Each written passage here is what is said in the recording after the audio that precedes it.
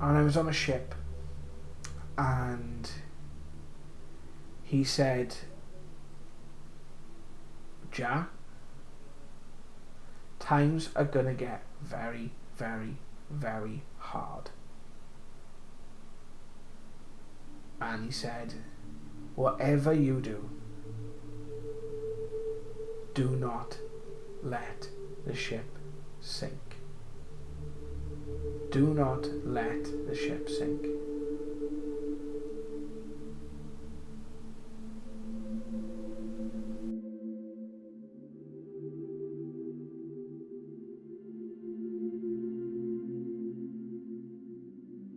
Hello, para peeps. How's it going?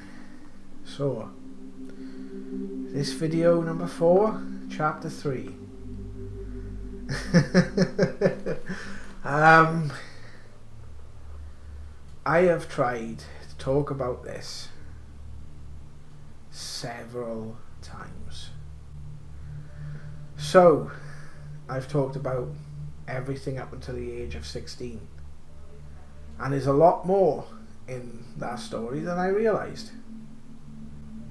And I've come to believe that maybe telling this story is a form of healing for me. A way of purging everything and bringing things into focus.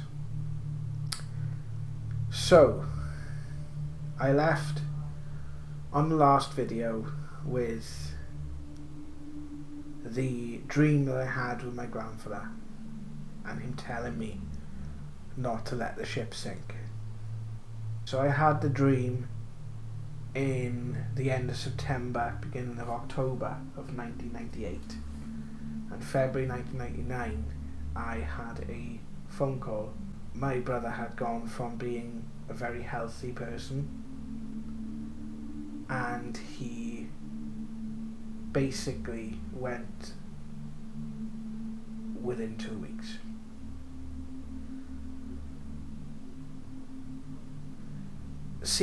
I'm just going to say this because I don't want to focus, and I know through the communications that I will talk about that I've had with Jonathan, he doesn't like to focus on it.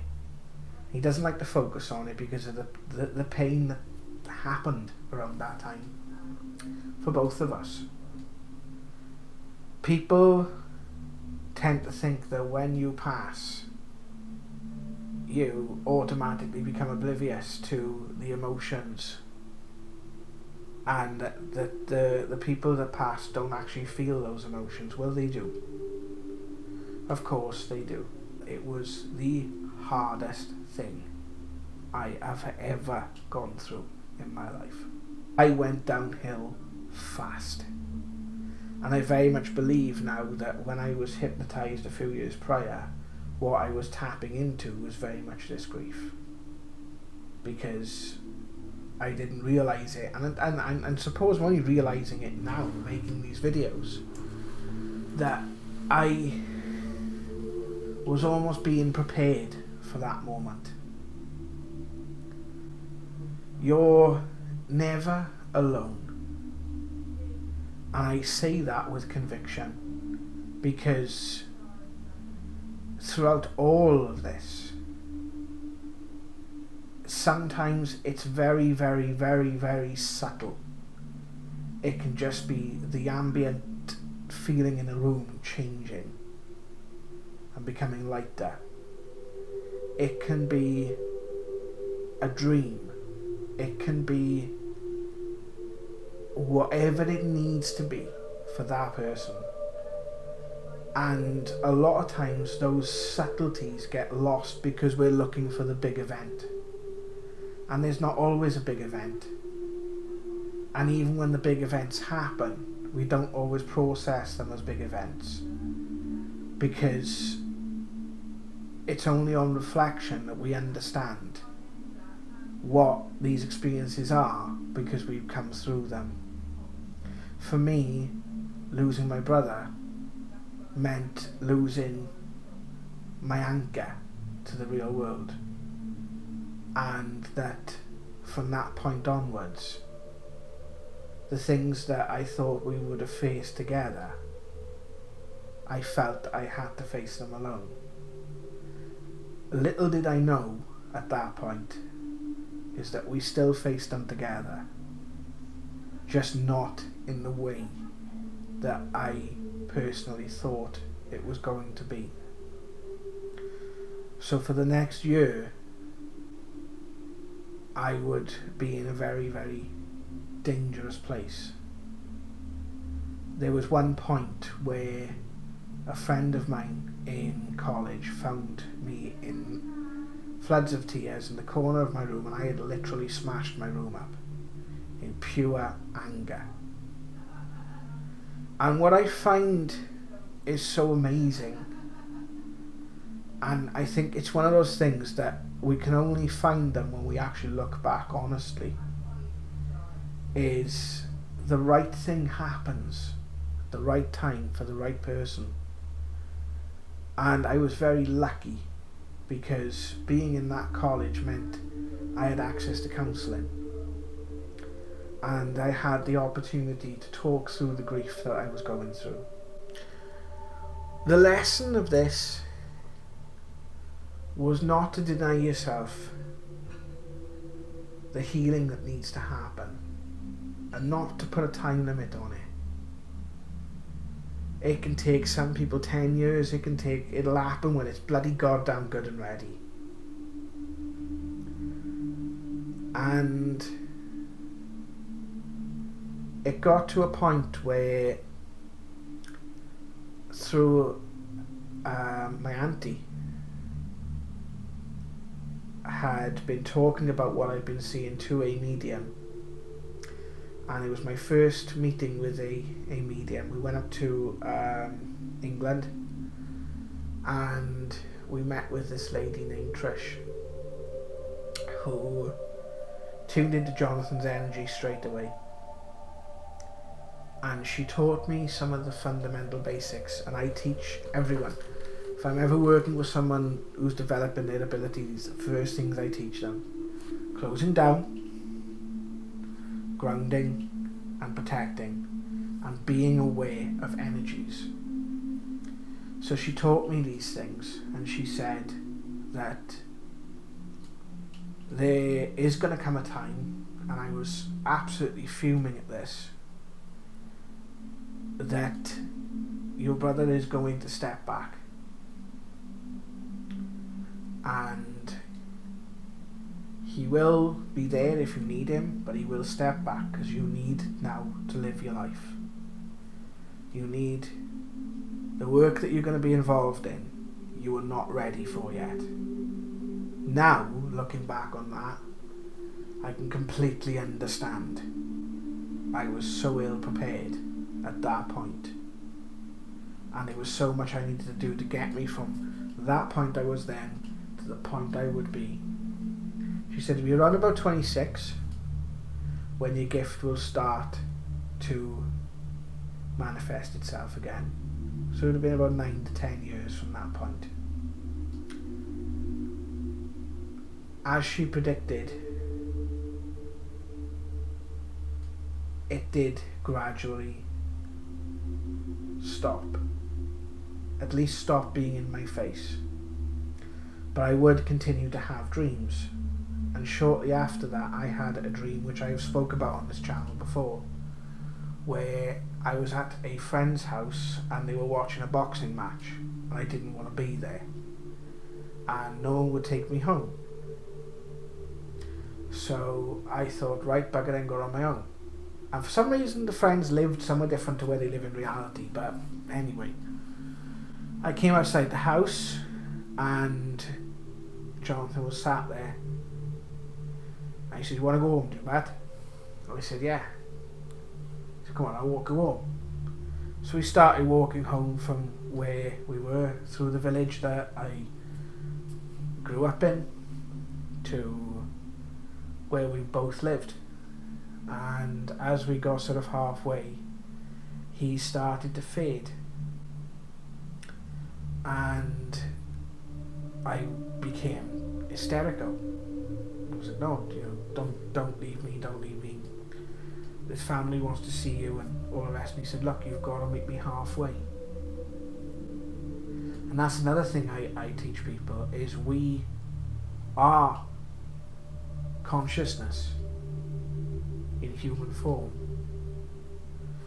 And we are able to communicate with consciousness that's not in a human form. There are parts of us in our consciousness that are not actually of human form. The way I've explained this before, and I probably have said this on the channel, it's very much like the cinema. And you get the cinema screen, and if you go to the cinema for the first time, you could be forgiven for thinking that the image exists on the screen. Well, it doesn't. It's projected from a projector behind the screen.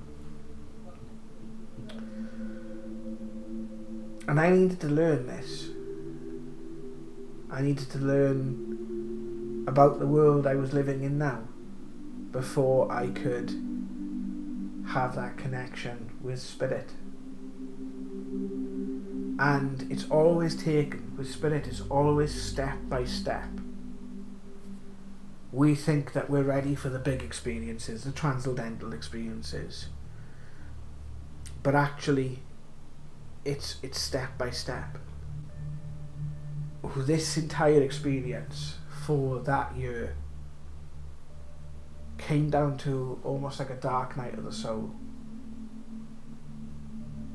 And when we have these experiences that are devastating, it's almost like we're asked a question: do we want to go forward?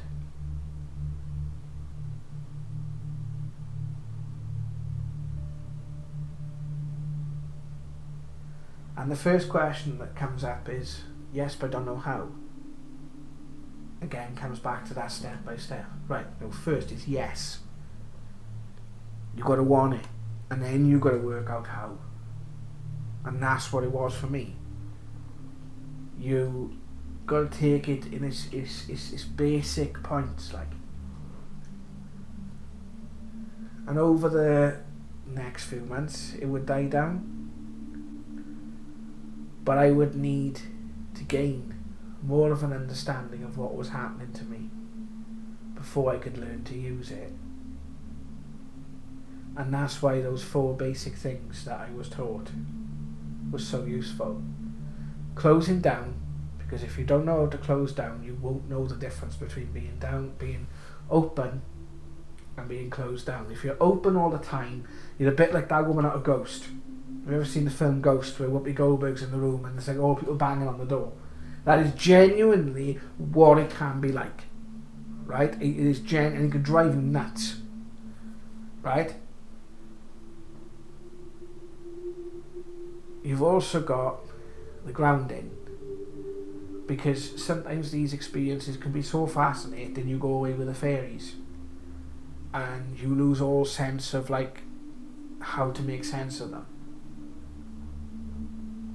So using different techniques, like I teach a technique called, where I use the symbolism of a tree through meditation, but also things like documenting, grounding, like writing things down, keeping a journal of what's happening and stuff, also help you to make sense of these experiences.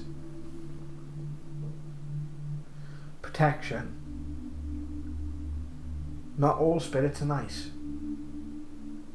right? Not all people are nice. But not all things that people and spirits go through are nice. We all go through difficult things. And if you are psychic, then you will feel some of the bad things that other people are going through. And I would see my fair share of that over the years. And the last one, awareness. Because the awareness comes down to understanding energies, but also being aware of yourself. Because a lot of times we will act upon things that we're not actually 100% aware of.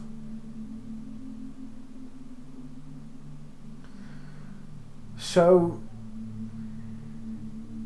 I'd finished college, go to uni, start a business,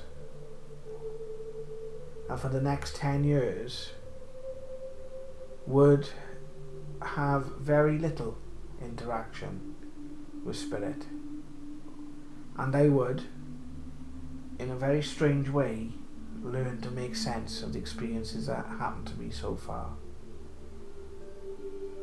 And I'm going to talk about that in the next video. So thank you very much, guys. This is part 4 of my story, and I'll see you in the next one. Take care. Hi guys, it's Jared from Paranormal Now. I hope you like the channel and hope you like the content. If you do, check out some of the other videos on screen now and click the button below to subscribe to the channel. Hope to see you soon. Take care of yourselves.